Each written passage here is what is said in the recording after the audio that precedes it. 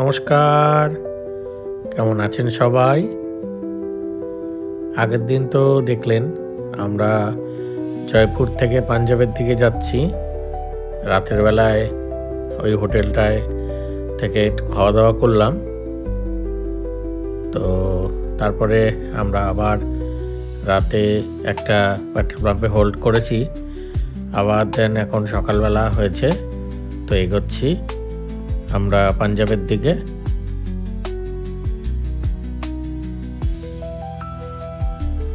এদিকে যত যাচ্ছি ঠান্ডা তত বাড়ছে, কারণ এদিকটা তো যেতে যেতে কাশ্মীরের দিকে চলে যাওয়া হয়।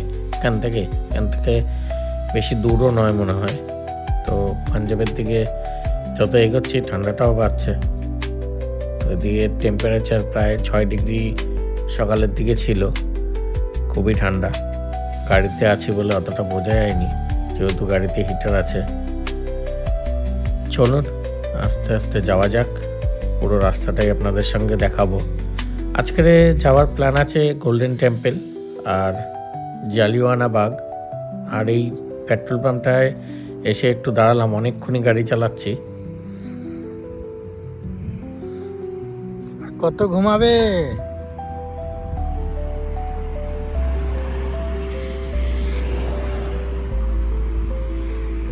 হচ্ছে আমার ঘুম পাইলট ম্যাম। ঘুমিয়ে ঘুমিয়ে গাড়ি চলে আসে ওর, অটোমেটিক অটো পাইলট মোডে চলে ওর। ও ঘুমায় কিন্তু ওর গাড়ি ঠিক চলে, তাই না?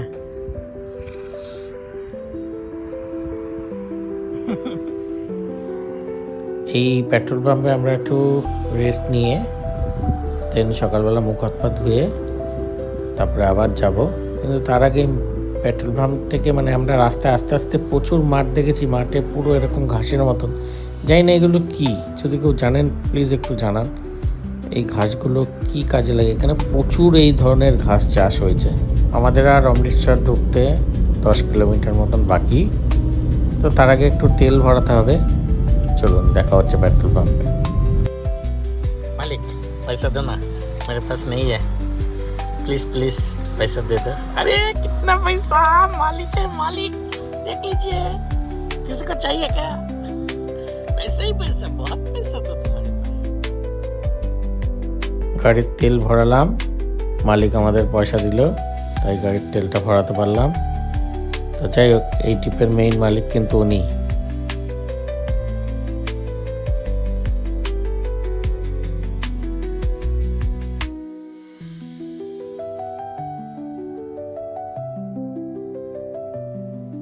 দেখতে দেখতে চলে এসেছি আমরা অমৃতসর, গোল্ডেন টেম্পলের কাছাকাছি। এই রাস্তা দিয়ে যেতে হবে, কিন্তু আমি না ভুল করে একটু ব্রিজের দিকে উঠে গেছি। আমাকে সাইড দিয়ে যেতে হতো, নিচের সাইডের রাস্তাটা দিয়ে। তো যাই হোক, ব্রিজে যখন উঠেছি পুরোটাই দেখাচ্ছি আপনাদের। ভিডিওটা তো তখন নিচ্ছিলাম, তো আমি গিয়ে আবার ইউটার্ন নিয়ে আবার নিচ দিয়ে এসেছি।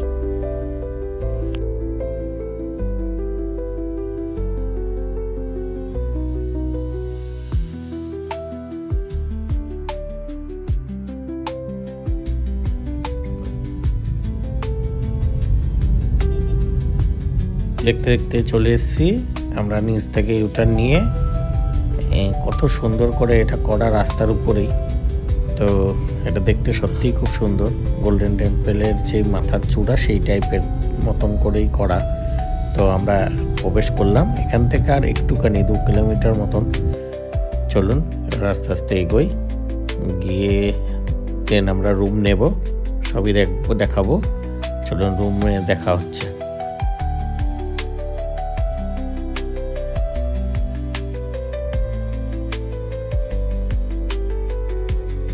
এই হোটেলটা অমৃতসর গোল্ডেন টেম্পল ঢোকার যে গলিটা, সেই গলিটার থেকে একটুখানি এগিয়েই বাদিকে। তো রুমটা খুবই সুন্দর। এই রুমটা সত্যিই খুব নিট অ্যান্ড ক্লিন। হোটেলটাও খুব ভালো, আর হোটেলের যারা স্টাফ তারা সত্যিই খুব ভালো। আপনারাও চাইলে আসতে পারেন, আমি হোটেলের ডিটেলস দিয়ে দেবো।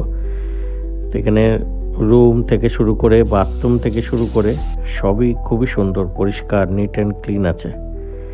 তো আমার খুব ভালো লেগেছে। রেডি হয়ে এবার চলুন বেরোই। ফার্স্টে যাব জালিয়ানওয়ালাবাগ দেখতে, তারপরে যাব গোল্ডেন টেম্পল মানে স্বর্ণ মন্দির। চলুন এই রাস্তা দিয়েই এবার যাব। সামনে দেখুন কত সুন্দর স্ট্যাচু করা।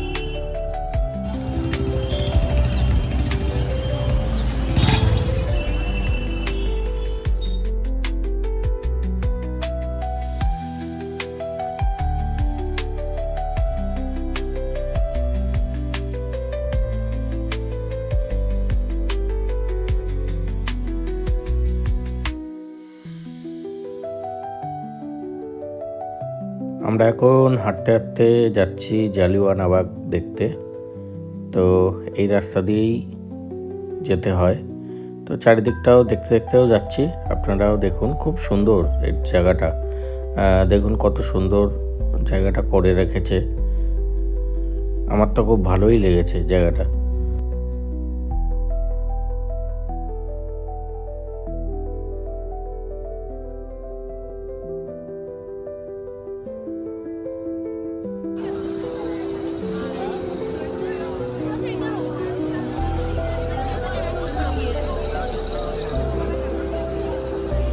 এখানে রাস্তাঘাটগুলো হেবি সুন্দর, তার সঙ্গে মূর্তি স্ট্যাচু খুব সুন্দর করে বানানো। আমার তো খুব সুন্দর লেগেছে।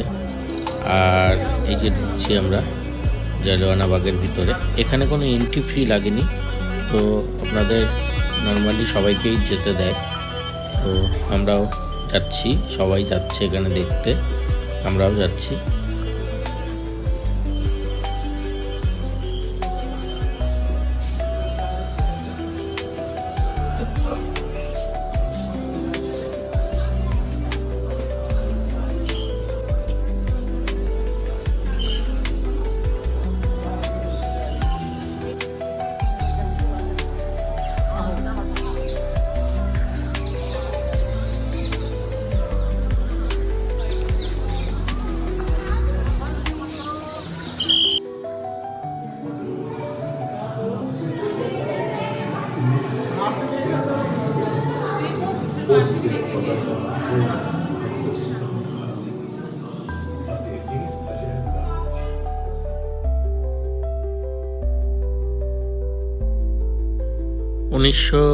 সালের 13ই এপ্রিল এই জালিয়ানওয়ালাবাগ হত্যাকাণ্ডটা হয়েছিল।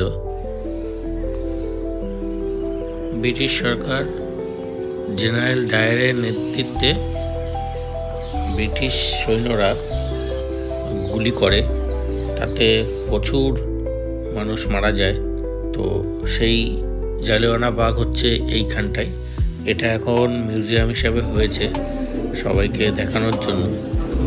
তো আপনারা কম বেশি সবাই জানেন এর সম্বন্ধে। তো চলুন বাকিটা পুরোপুরি ঘুরে ঘুরে দেখি।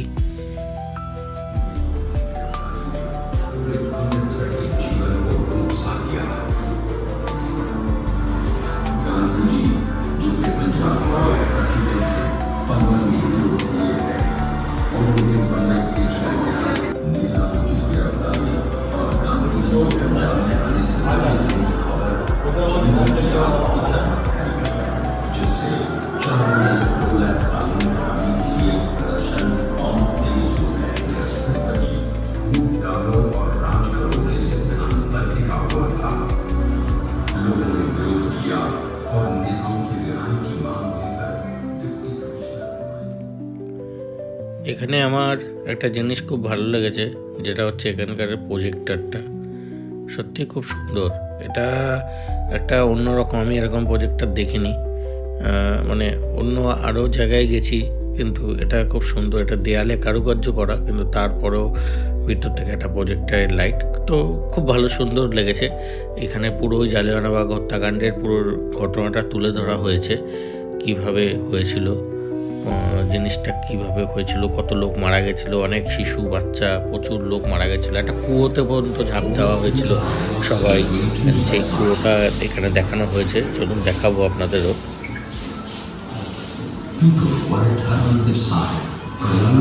होने वाली सभा की जानकारी मिली और उसने कुछ करने की ठान ली।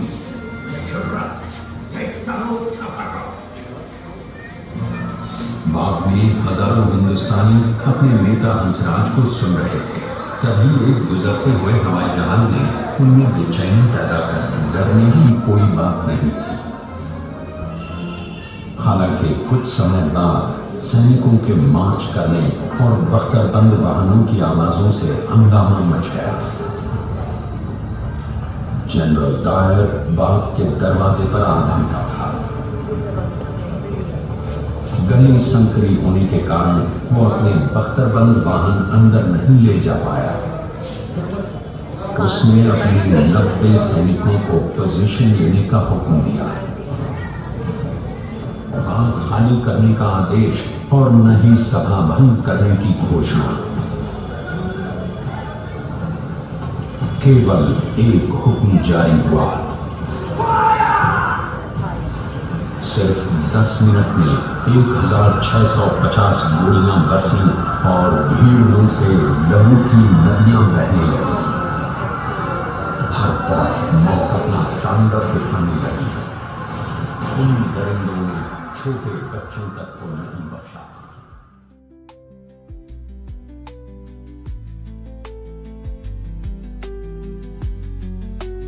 আপনারা দেখলেন কত সুন্দর প্রজেক্টরটা দিয়ে আমাদেরকে দেখানো হয়েছে। তো পুরোটা তো আর নেওয়া সম্ভব হয় না, কারণ এটা পুরোটা অনেকটাই বড়। তো আপনারা যদি আসেন, খুব সুন্দর, এটা আপনাদের খুব সুন্দর লাগবে, ভালোও লাগবে। এই পুরো গার্ডেনটা আমরা ঘুরে ঘুরে দেখলাম।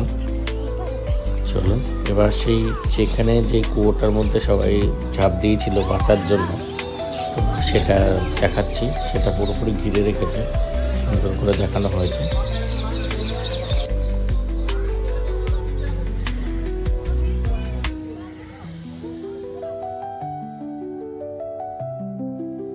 যে বন্দুকের গুলি দিয়ে শ্যুট করা হয়েছিল, সেই গুলিগুলো যে দেয়ালে লেগেছিল সেই দিয়ে মার্কিং করে রেখেছে।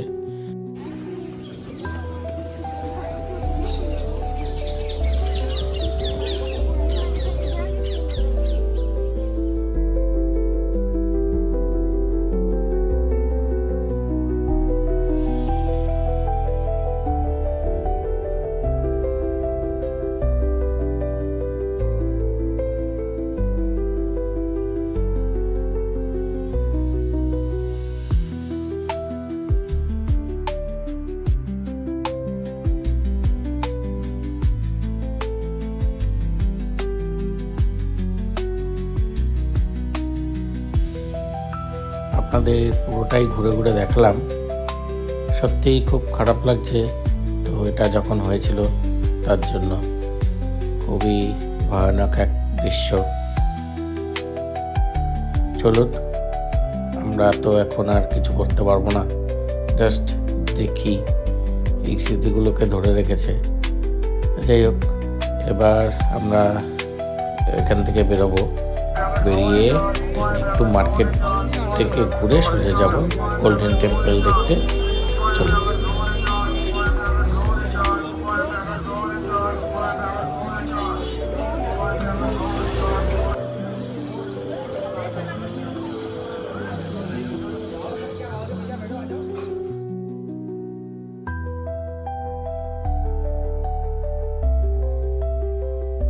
আমরা এবার গোল্ডেন টেম্পলের ভিতরে যাব, কিন্তু তার আগে মাথায় একটা সেই ওদের পাগড়ি টাইপেরই বাঁধতে হয়, তো সেটাই আঙ্কেল আমাকে বেঁধে দিচ্ছিল। তো দেখুন সুন্দর করে বাঁধলো। তো তারপরে আমাকে বলছিল যে খুশি হয়ে যা খুশি দিও। তো আমি ওনাকে 100 টাকা দিয়েছিলাম। তো যাই হোক, এবার আমরা দুজনে হাঁটতে হাঁটতে ভিতরে যাচ্ছি। তো আমার এটা পরে খুব ভালো লাগছে। এই যে চলে এসেছি আমরা গোল্ডেন টেম্পলের মেইন গেটের দিকে। চলুন আপনারা ভিতরে আমার সঙ্গে চলুন, গিয়ে ঘুরে দেখবেন। খুব সুন্দর এই মন্দিরটা।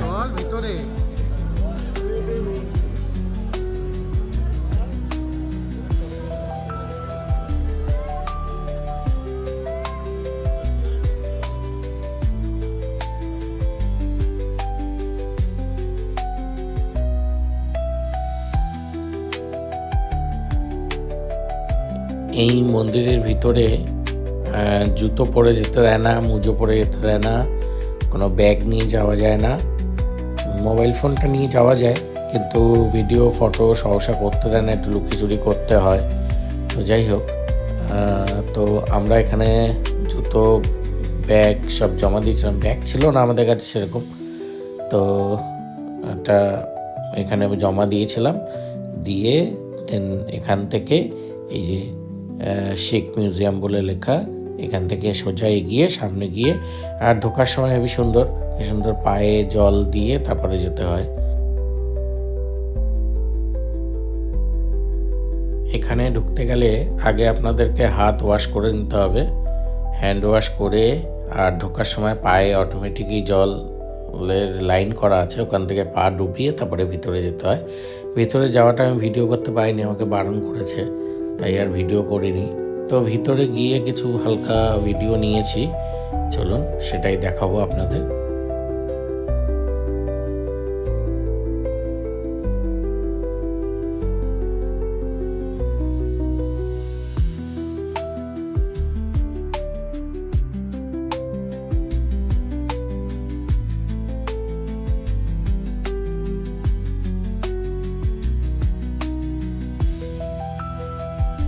ভিতরে প্রবেশ করলাম, আর আপনারা দেখছেন ওই যে জলের মধ্যে যেটা, এটাই হচ্ছে মেইন মন্দির। তো আমাদের পুরোটা ঘুরে ওইখানে লাইন দিয়ে তারপরে ঢুকতে হবে। আমরা সন্ধেবেলার মুখেই চলে এসেছিলাম। তো চলুন আপনাদের দেখাই ভিতরে যাওয়ার রাস্তা। ভিতরে কিন্তু ভিডিও করা অ্যালাউ নেই, তো আমি সেজন্য ভিতরে করতে পারিনি, যতটুকু করেছি সেটুকুই দেখাচ্ছি।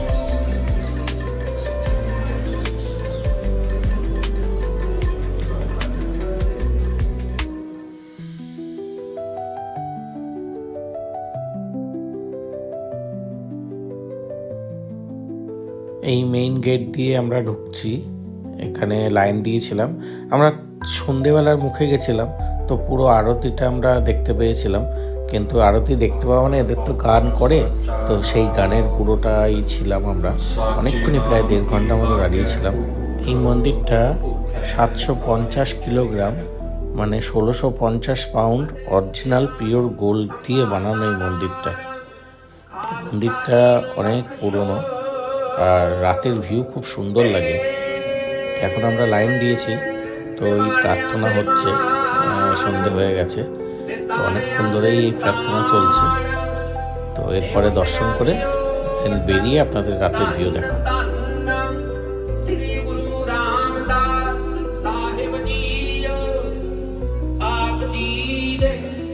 पावन पवित्र स्थान सचखंड श्री हरमंदिर साहिब जी विखे धन धन सतगुरु श्री गुरु ग्रंथ साहिब जी महाराज आप जी दे हजूर शब्द चमकी आस भुल चुका माफ करनी सिख पढ़ते सुनते सर्वत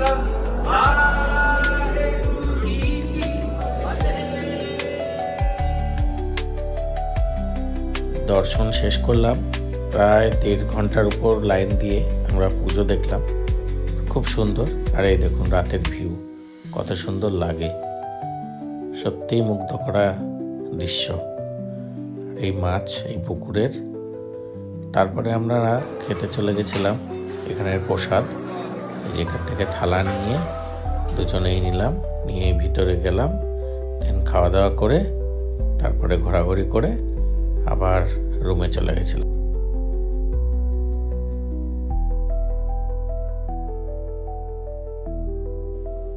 এখানে একটু রাইস, একটু সেই রাজমা ডাল, পায়েস আর রুটি দিয়েছিল আর জল দিয়েছিল।